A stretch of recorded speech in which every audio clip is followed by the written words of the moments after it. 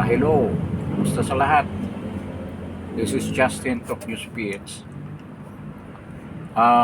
Bago tayo magsimula, gusto ko lang ilambing ng konti. Pindot naman yung like, then share this video. At doon sa mga bagong manonood o manonood pa dito sa Justin Talk News PH, pakipindot ng subscribe button. So ngayong hapon na to, pag-usapan natin to.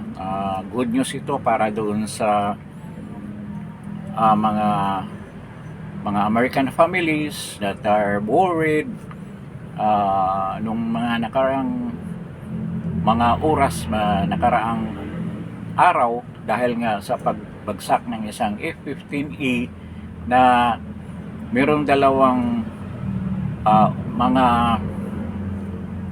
personnel. Yung isa, yung piloto ng F-15 na yun ay na-rescue. But yung isa na napag-alaman natin na isa palang colonel na weapon system officer or whistle ng F-15E na yun ay missing for about 48 hours. But successfully na-rescue siya ng combined forces ng CSAR or Combat Search and Rescue Team na pinamumunuan ng para PG or yung para rescue ng Air Force at ang US Army Special Forces, particularly yung Delta Force, at may involvement pa rin yung SEAL Team 6. So combined na forces ito. Meron din si CCT, yung Command and Control team na nandoon para yun ang mag-control ng firepower ng rescue na yun. So tuwang-tuwa sina President Trump sa pangyayari dahil actually nang ongoing yung operation at before pa na pinpoint nila through GPS doon sa beacon light or signal na ini-emit ng eroplano o ng F-15 bago bumagsak. At yung ano nga niya, yung upuan na doon siya na ni-recover malapit doon sa eroplano, wala na nga yung weapons officer, yung ejector set na sabi nila hindi raw nag-function o pinatay yung beacon doon para mag-signal kung saan ang location ng pagkahulog ng parachute niya dyan sa ejector seats. So yun ang balitang maganda. Nagbigay na rin ng pahayag si President Trump.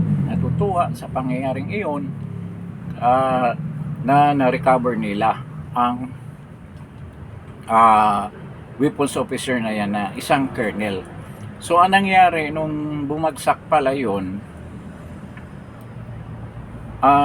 medyo magkalayo sila nung binagsakan ng kanyang piloto at yung weapons officer.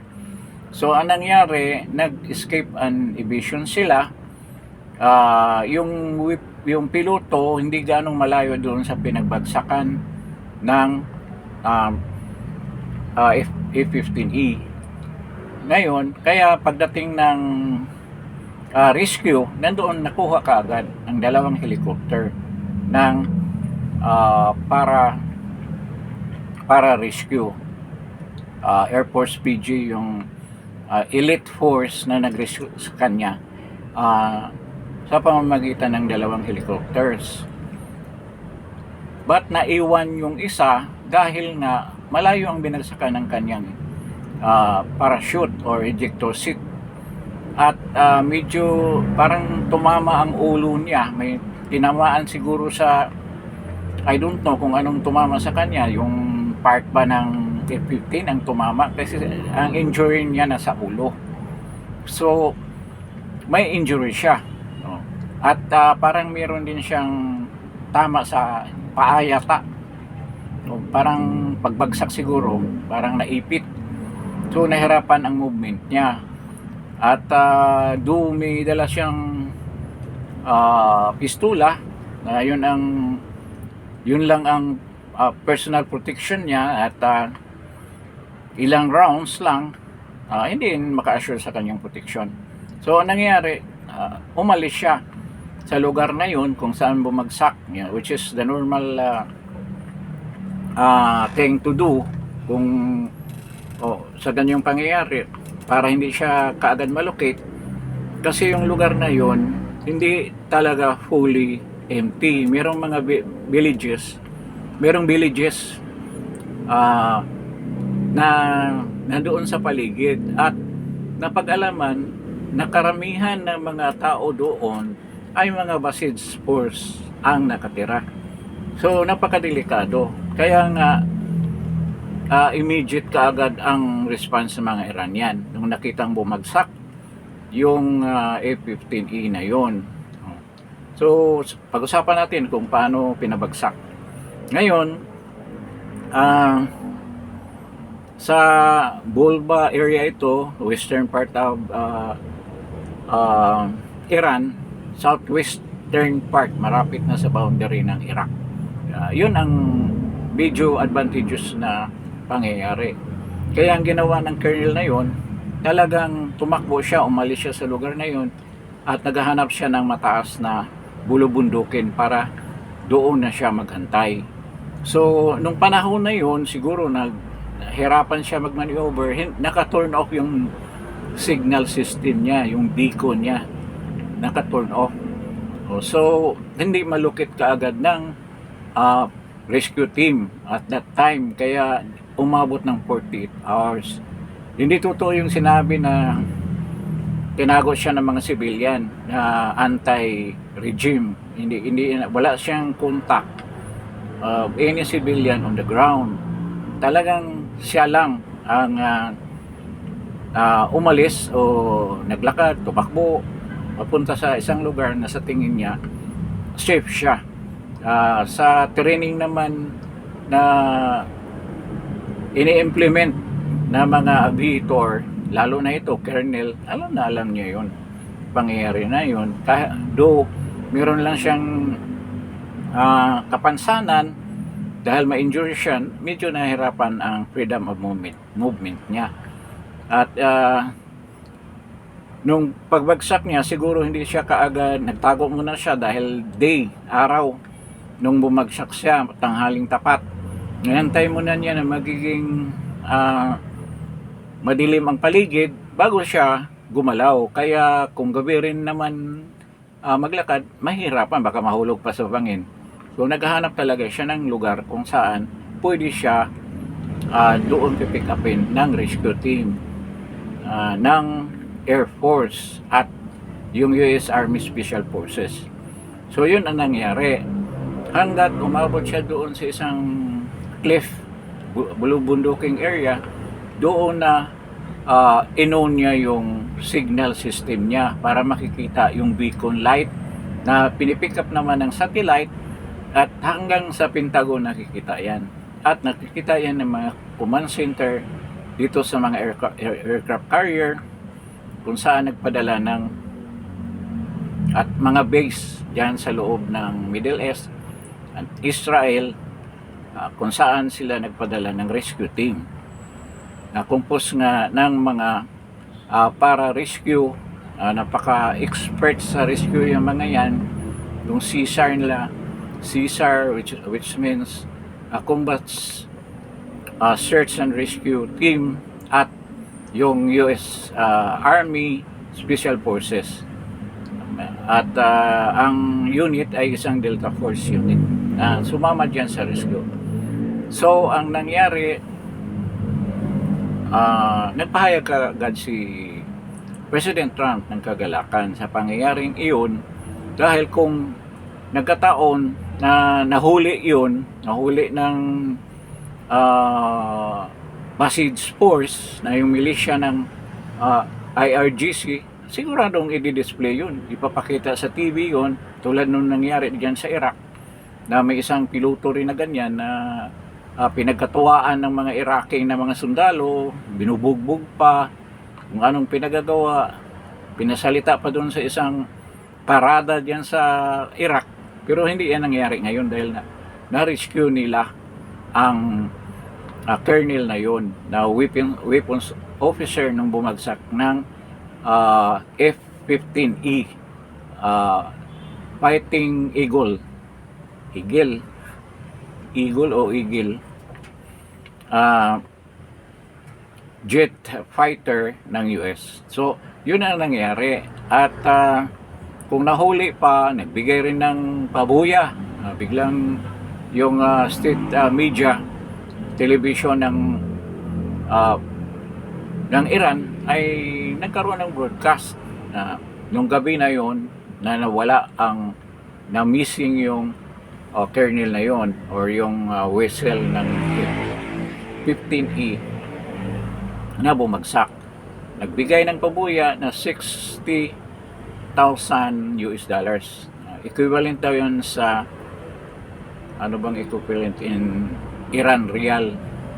I think 10,000. Hindi ko alam ang conversion right now kasi bumagsak na raw ang value ng Iran Rial. So 10,000, 10 million pala, 10 million ang sabi nila, 10 million Iran Rial ang kapalit, or 60,000. So napakababa pala ng conversion ng pera ng Iran ngayon. Talagang bumagsak. Mas matindi pa kaysa piso. Halos wala ng value. So nung dumating ang mga rescue team, hinahabol yan dahil nga siguro doon sa pabuya at maraming nakatunog kung saan siya nagtago. Nung pagdating, habulan na yan, yung Basij Force, kasama na yung mga sympathizer niya na ibang civilian sa Basij, siguro mga kamag-anak niya, at medyo na ano sila doon sa $60,000 or 10 million Iran Rial na pabuya. Talagang hinanap nila kahit gabi na, inabot ng gabi. Actually madaling araw na yan na recover after 48 hours. Ngayon ang nangyari ay ang daming kasamang mga aircraft, iba-ibang bukod sa helicopter na nag-pick up, mayroon pang mga eroplano tulad ng 18 Airhag na napabalitaan nga may isang 18 Airhag na bumagsak doon sa Strait of Hormuz malapit sa Al-Qaraj Island na-rescue din naman kagad yung piloto. Pero dito siya natamaan sa may south din, yan, almost the same area na siya natamaan yung 18 Airhag. Kasi kung nahuli ng ilang minutes yung rescue, talagang makukuha siya. Kasi wala siya matakbuhan nasa taas siya ng bundok, paligiran yung bundok, at malaking posibilidad talaga na mahuli siya. Pero luckily, dahil nga sa beacon light na signal na sinisend niya na pinick up ng satellite, kaagad dumating yung napakaraming eroplano, more than I think 2 dozens or 24 pieces of aircraft na iyan ang nag-cover. Ngayon, parang gumanti yung Airhag kasi alam ninyo yung Airhag parang tanke yan. Tanke na eroplano. Ang daming niyan, machine gun. Nakakatakot na eroplano yan. Kaya yan nga ang ginagamit sa mga ganyang operasyon. Now, mayroong 130 mm, napakalaki ng bala niya. 130 mm na machine gun. Anong tawag niyan? Yung machine gun na ang daming rounds ang lumalabas. May ano bang term? Yung cannon ng Airhag na yan. Yun ang ginagamit. Nagkataon na humahabol itong mga Basij Force.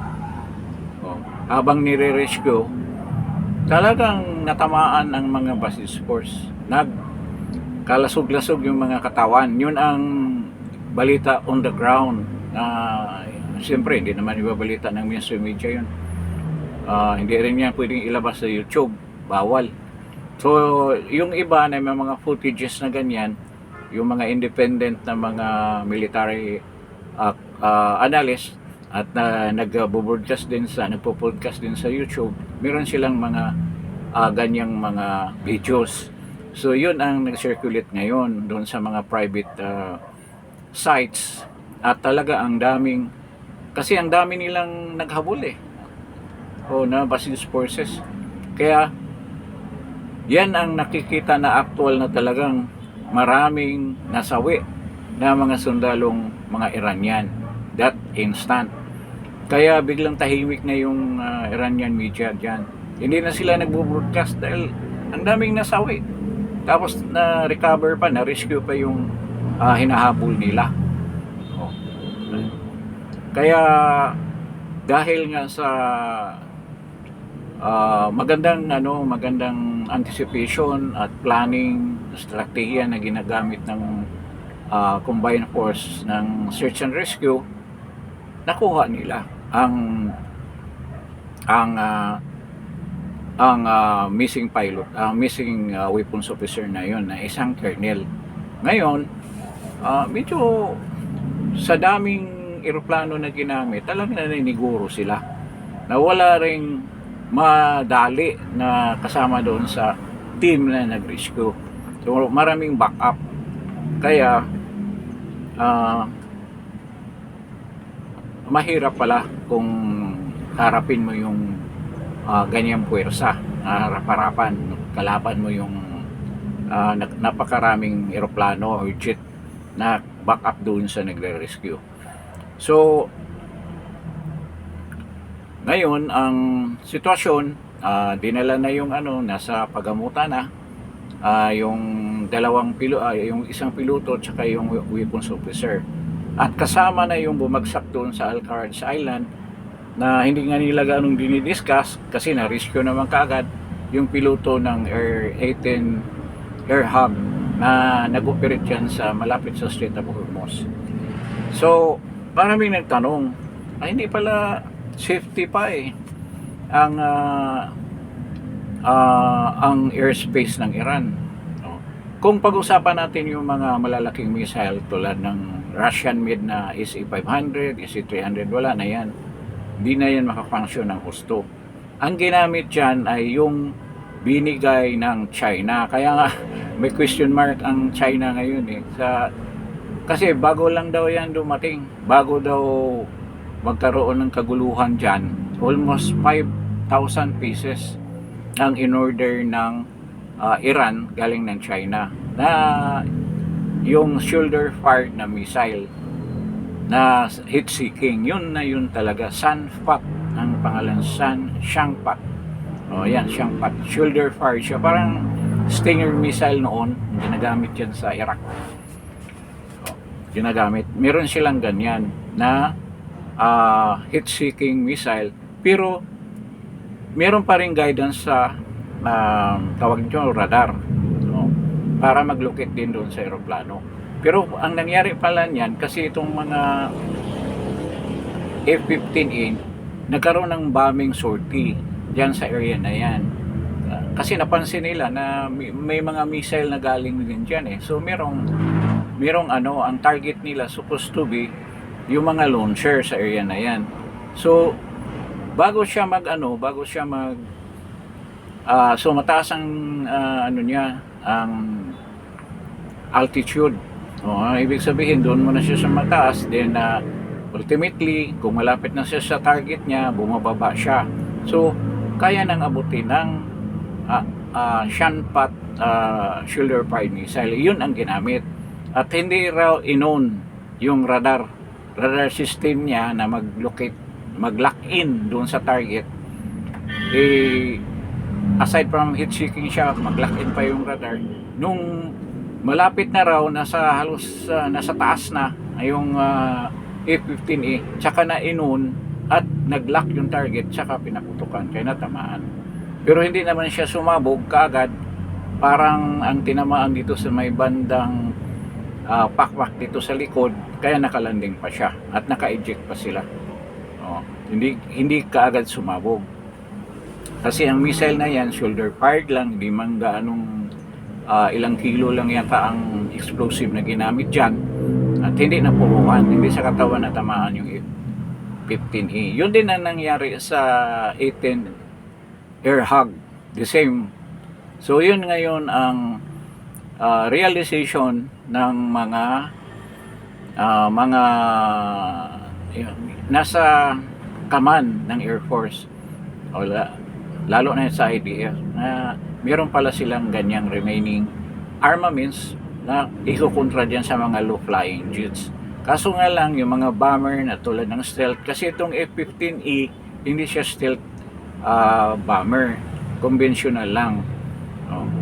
Pero, kung yung pangyayari na yan, kung namumumba sila ng gabi, mahirapan kasi kailangan makikita mo hindi pwede, kung i-on mo rin yung radar mo, matatamaan ka. Yung ibig ko sabihin, yung sunpat. So mahirap kung gabi, kaya hindi mo makita yung target mo na jet. Yan umaga kasi kaya natamaan.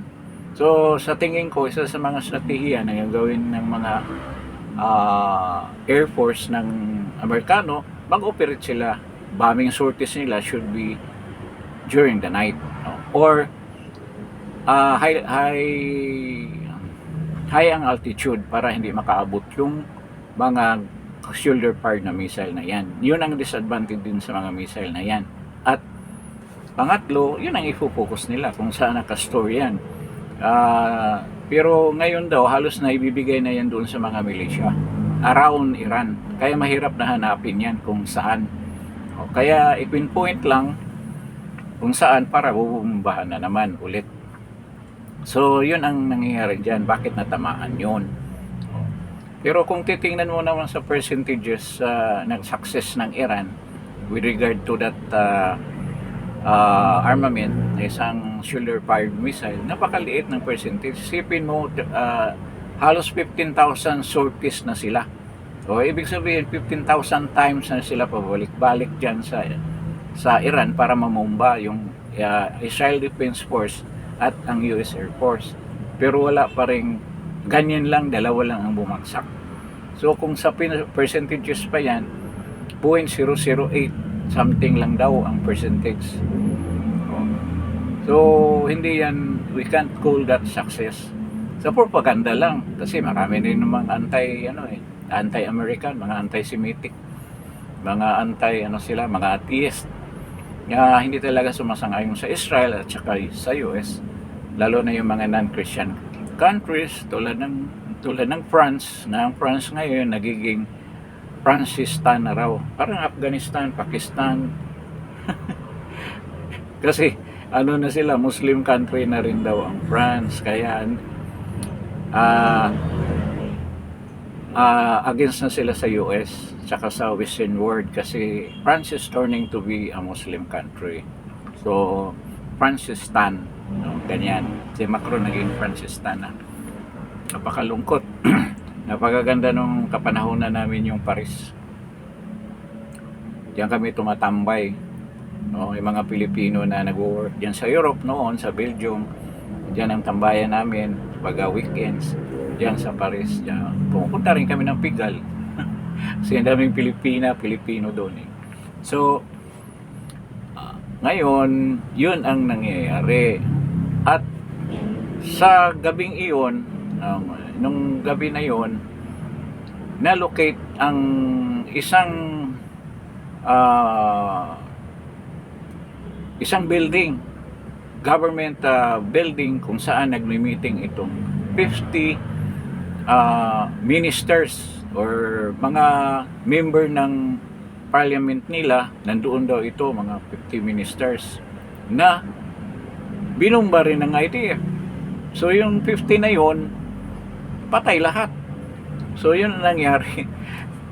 Tanong ko nga, si Arakji hindi kaya kasama, yung foreign affairs minister na nagsalita nga sa UN.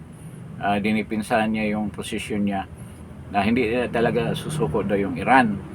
So yung ang ngayon, upcoming na pangyayari, dahil binikas na naman ni President Trump ang kanyang threat, ang kanyang ultimatum na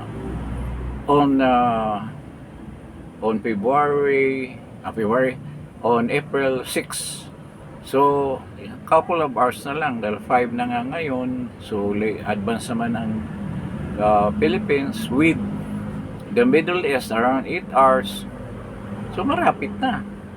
Baka mamayang gabi magsimula na ang bombing dyan ulit, na ang term pa nga, all hell broke loose. Ano, tama ba yun?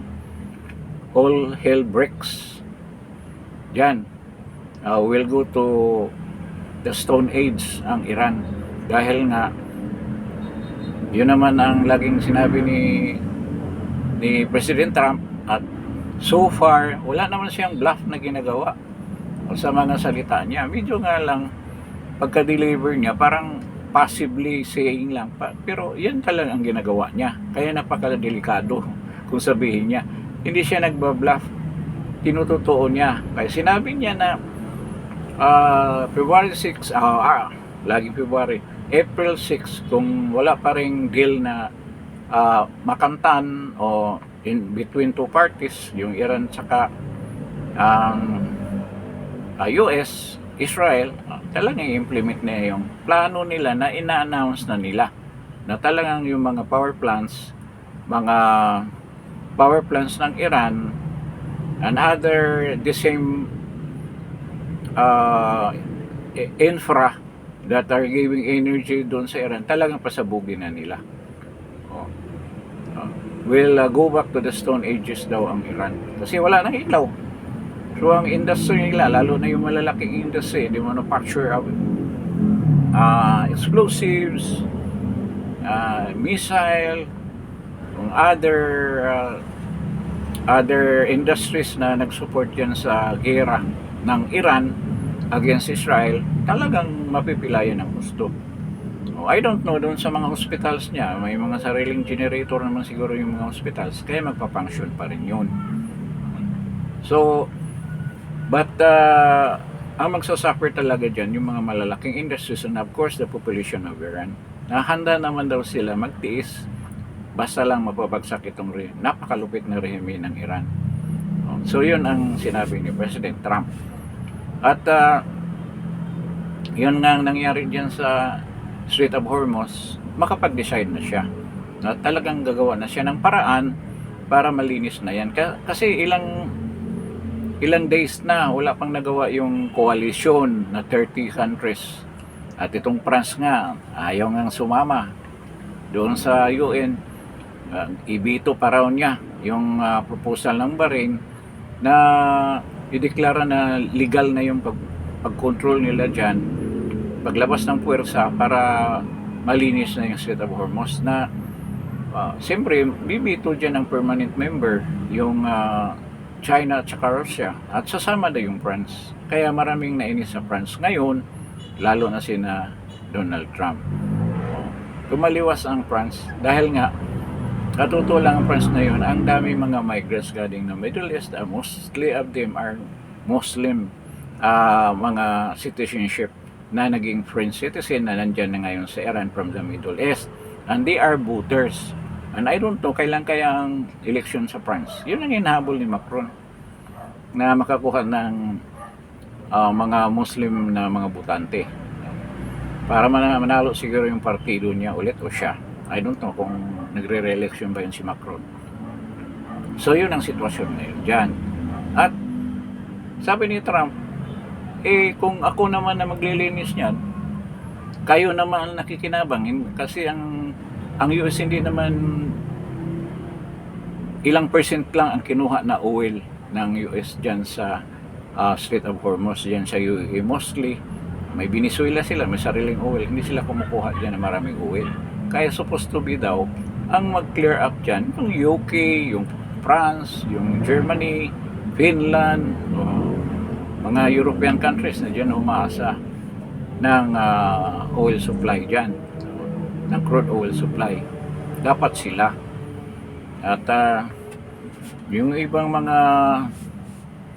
mga countries na ang concern nila dyan, kaya yung pag-control sa Hormuz, dapat talaga alisin na yan para hindi magiging ginawa ng negosyo ng mga Iranian, na pag hindi ka kampi sa Iran, talagang hindi ka makapasok. Ang US walang concern dyan. Problema lang yung mga allied countries ng US, yun ang mga apektuhan tulad ng Japan. Ang China walang problema. Pero matatapos na yan kung simulan na yung operation para maalis na yung mga IRGC, mga sundalo ng Iran, mga terorista soldiers na nandyan sa coastline ng Iran. So, yun ang mangyayari dyan. Balik naman tayo dito sa yung sinusupply na Songfat na shoulder missile. Isa yun sa mga concern ngayon ng ni President Trump, na kung malaman daw nila na patuloy pa rin nag-supply ang China, I don't know kung anong gagawin nila. Kung patuloy pa magsusupply dyan sa Iran. Hindi pa man siya nagbibigay ng warning, pero magkaroon ng problema ang diplomatic relation ng China at saka ng US kung hindi yan ma-resolve yung punto na yan. Pero ang sinabi naman doon na nag-deliver ng 5,000 units ng Sangpang, ng mga missile shoulder fired missile system, malalaman nila yun. Pero ngayon lumalakas na rin yung mga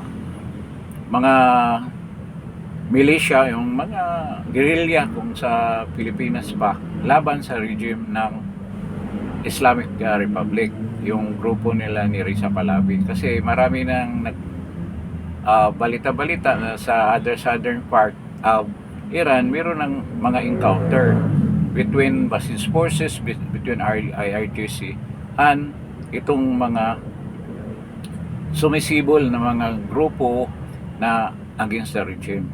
Plus, yung Kurds militia na nasa north ng Iran, parang nagsimula na rin mag-operate para nga kalaban dito sa IRGC.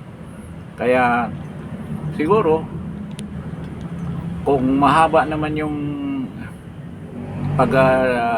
pagre-rebel ng mga civilian population against sa regime na yan, malalaman natin kung gaano ba sila kalakas against the regime of Iran. Kasi parang iniiwasan ni President Trump na magkaroon talaga ng boots on the ground, ng mga sundalong Amerikano na makisali diyan sa gera. Pero hindi niya maiwasan yan. Tulad niyan, almost 60 to 70, 90% ang mga missile system ng Iran na bumagsak na talaga, yung malalaki na magkaroon ng threat doon sa mga surrounding na mga countries. Pero nakakaputok pa rin sila dahil nga nasa underground yung mga tawag nito, mga launcher nila, missile launcher. But unti-unti naman na pinpoint dahil nakikita sa satellite. Kaya hanggat maubos yan, patuloy pa rin ang gira na yan. Hindi yan tatantanan ng US. At sure na hindi talaga nilang kayang gumawa ng missile. Hindi na sila pwede mag-enrich ng uranium para gagawing nuclear bomb. Yun lang ang worry ng US.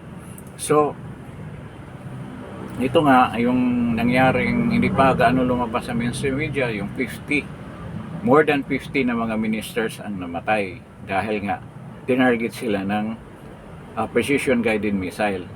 Yun ang ng sistema ngayon ng pag-assassinate. Maramihan at one time. Wala na yung sniper o bomba galing na sa taas. Binibitawan ng F-35, stealth fighter jet, Lightning II. Yun ang ginagamit. Kaya yun ang hindi pa gaanong confirm, pero galing sa mga US, lalo sa Fox News, nababalita na rin yan. Hindi lang mapinpoint kung anong grupo yun ng mga ministers. So, malalaman natin on the coming 6, I think halos isang list na, kasi 5 ngayon, 6 di ilang hours na lang ma-implement na yung bombing threat na yan dyan sa mga power plant ng Iran. So yan ang mangyayari dyan. So mabuti sana kung maayos na yung Strait of Hormuz para dito sa bansa natin sa Pilipinas, maayos din yung supply na ng diesel at gasolina. So right now, maraming gasoline station na 147 na ang presyo ng diesel. At paunti ng paunti ang sasakyan sa lansangan. Magugulat ka kasi iba iniiwasan na bumiyahe. Kaganyang kataas ng presyo ng diesel o gasolina, ang expectation sa gasolina, ang presyo by next week or starting siguro bukas, magiging ano na 110 or 115 from 90. So ganyan ka mabigat kung ganyan. Mabuti nga kung maraming supply. Ang balita halos maubos na, marami ng gasoline station na nagsasara. Bukod sa mataas ang presyo, wala pang supply. Kaya low anong tawag yan? Low of demand and supply. Demand and supply. Kung walang supply, di mataas ang presyo. Kung maraming demand, bababa ang presyo. So ngayon, walang supply, mataas ang presyo, mahirap na sitwasyon yan. So marami talagang negosyo ang maapektuhan.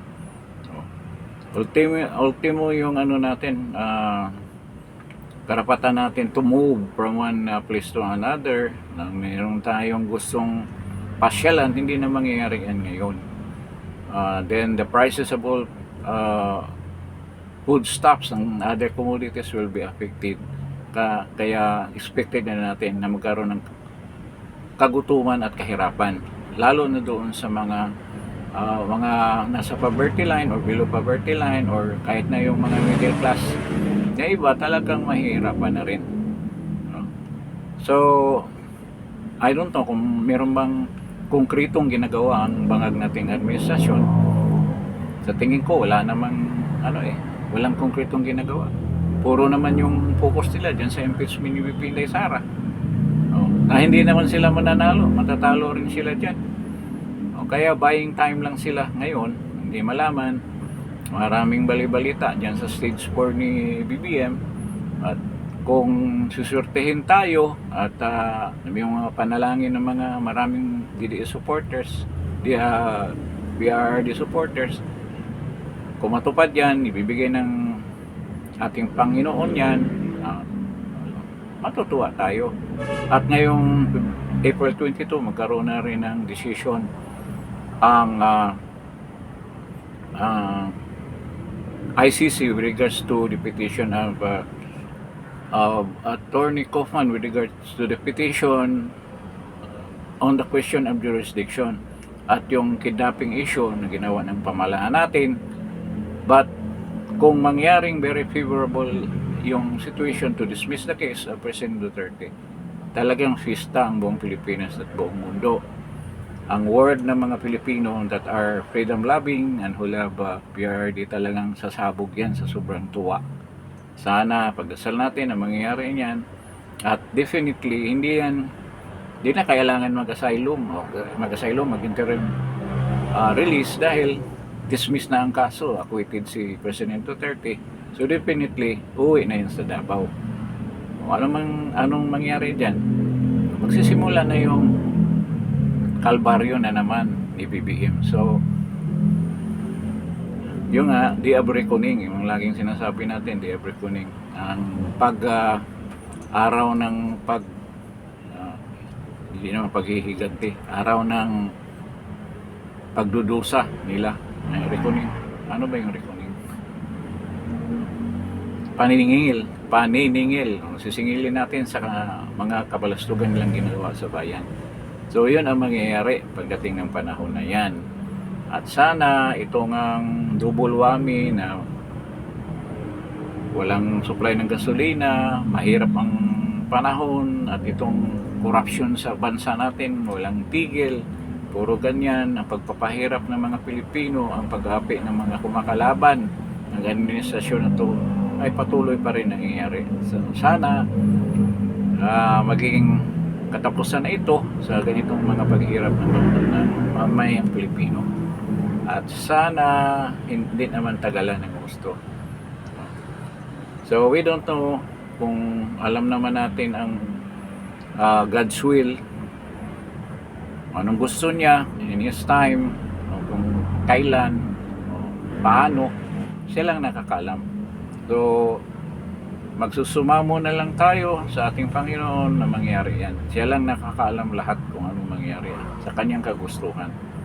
So dapat maging matino na tayo. Huwag na tayong mag-ambisyon na maging milyonaryo. Tigil na natin yung mga ambisyon na yan dahil bukod sa sabihin mo lang na maiiwan mo rin yan yung mga earthly positions mo. Huwag mo dadalhin yung mga bagahe na yan. Hindi naman yung simpleng bagahe. Kasalanan yung dala na yan. Pag sabihin mo lang na hindi mo naman madadala na yan, nakakasigurado ba na makapunta ka sa magandang lugar with all the deeds you do in this earth, na nagkakamal ka na maraming positions at nagkaroon ng yung mga other people na supposed to be magkaroon ng kaluwagan ng kanilang buhay, parang pinagkaitan mo dahil iniipon mo yung mga properties na yan, pera na yan na supposed to be as a Christian, tinutulong mo yan sa mga mahirap at sinusulo mo. Ano bang tawag niyan sa English?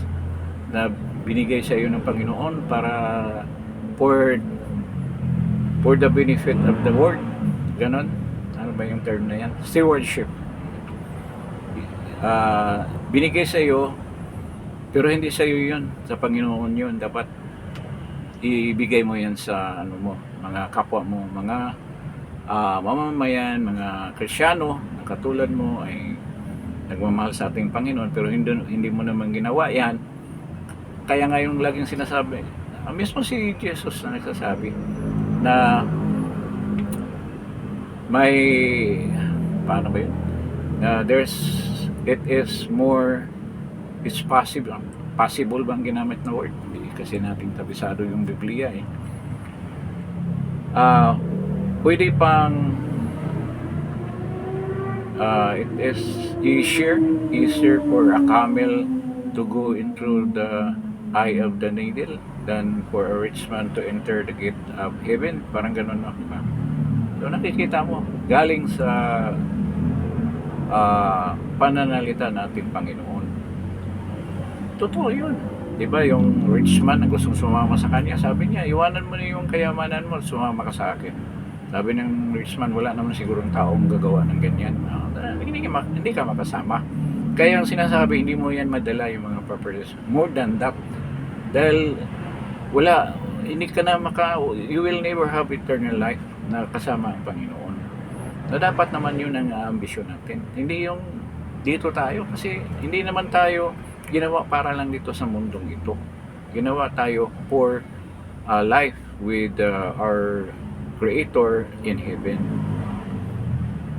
Kung actually I'm a Catholic, pero ang dami ko kasi dami kong mga binabasa na other mga writings, mga ganyan. Isa na dyan yung mga paniwala ko. Naniwala nga ako sa rapture eh. Itong kaguluhan dyan sa Middle East, yan nagsimula ang fulfillment yan sa mga revelation dyan sa Bible. Parang nagsisimula na, pero may mga signs kasi na magsisignify na talagang malapit na magsimulang tribulation. So kung lalo na yung mga nasa non-Catholic na mga sikta, yan ang tinuturo sa kanila. Naniwala ako dyan. Kasi pag sabihin mo Catholic, kasi universal. Ibig sabihin yan lahat na lahat na ay dapat nandyan sa pagiging universal mo na simbahan. At isa na dyan yung belief ng magkaroon ng tribulation talaga. 7 years ba yan? 3.3 and a half year, and then 3 and a half year. At isa sa mga nagano dyan, yung nuclear war talaga. Kaya kung nakita po, the same place sa Iran din magsisimula. Ang meron pa nga silang maraming discussion about the Antichrist. Sinabi nila na it's not a European citizen or somebody. Ang nationality daw, sabi ng iba, Italian, no? Sabi naman ng iba, nagkaroon ng argument yung mga pastors and priests with regard to the nationality of the Antichrist. At ang pinapaniwalaan ko, Muslim pa rin siya. At siya ay isang Syrian. At ngayon, wala namang prominent name na Syrian na mayaman. Mayaman kasi yan eh. Tsaka technocrat, maraming naniniwala sa kanya. Buhay na yan siya ngayon.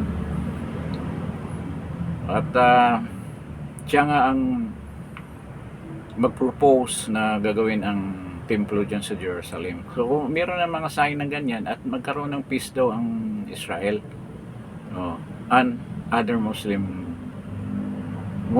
countries. So ito na yun, di ba? But still i-emerge yung Antichrist na nagpakunwaring isang mabait na tao, but after that he will declare himself as God, kaya diyan nagkagulo.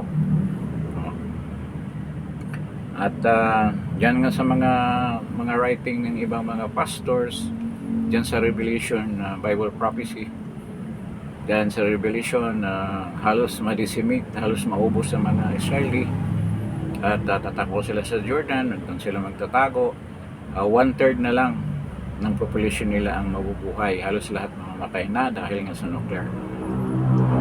Kaya yung nuclear na yan, talaga yan din ang magsimula dyan sa pagbalik na ating Panginoon. Belief ng mga Christian ay matutupad. So napakahaba na kwento kasi yan. Titingnan kung basahin mo. After that, there will be heaven on earth, 1,000 year rule with the Lord Jesus dito sa mundo. Mga ganyan na dyan sa Bible prophecy. At naniwala ako dyan. From pastors ito ng iba-ibang mga Catholic. Actually, di sila Catholic, pero ang iba non-sectarian. Lahat na tinatanggap nila. Doon ako sumama sa grupo na yan. Pero actually, wala namang membership. Basta, paniwalaan mo lang yung sinasabi nila. Ang pinaka-importante kasi, tulad sa requirement, parang passport sa rapture, ilagay mo lang sa puso mo na si Jesus is your Savior. At huwag kang gumawa ng masama. Patuloy ka maging mabuting tao. Ang malungkot nga, ang pagiging mayaman, hindi ka maging mabuting tao eh. Kasi stewardship nga of all the wealth and wealth ng mundo ito na dapat mo i-share sa kapwa. Diba? Tingnan mo naman ang life ni Jesus, ay tapos na yung Holy Week, pero tingnan mo, hindi naman siya pumunta dito sana hindi siya, ang tatay niya hindi carpenter, hindi niya pinili si Mary, si Mama Mary na pinapahalagan ng mga Katoliko, kasi nanay siya ng Panginoon eh. Even if she's a woman, naniniwala rin siya, sumusunod siya sa nanay niya. As a man, sumusunod siya sa ina na si Mama Mary. Kaya ganyan kahalaga si Mama Mary para sa atin, na ang mga nanay natin napaka-importante sa atin, di ba? So ganyan lang, naging religious topic na tayo, pero kasi Lenten season ngayon, ngayon nga Easter Sunday, medyo iba ang pag-celebrate natin sa Easter Sunday, pero ganyan talaga ang tao, iba-ibang paniwala. So hayaan na lang natin. So ito nga, babantayan sa personally, ako interested ako dyan sa gulo dyan, for the reason dyan nga sa parating na yung nakalagay sa Revelation. Yun lang binabantayan ko talaga, na there will be yung grabing nuclear war, at sa nuclear war na yan, yun ang patunay na totoo yung Biblia na nakalagay dyan ng mga prophecies sa pangyayari in the future. At It's more than a religious topic. It involves ang ang historia ng tao dito sa mundo and how God will protect His people. Oh, so ganyan yan. So siguro mahaba na itong discussions natin, samut-saring mga topic, pati reliyon dinidiscuss natin, which is hindi naman dapat. Pero anyway, it's part of the season, the Lenten season, at diniscuss na rin natin. Parang ano lang. So hanggang dito na lang tayo. Maraming salamat sa pagdalo niyo dito sa Justin Talk News PH, and I hope before you leave this channel, kindly press like, then share this video, and if you're new to this channel, kindly subscribe. So maraming salamat sa pagdalo ninyo at magandang hapon sa inyong lahat. Maraming salamat po. God bless.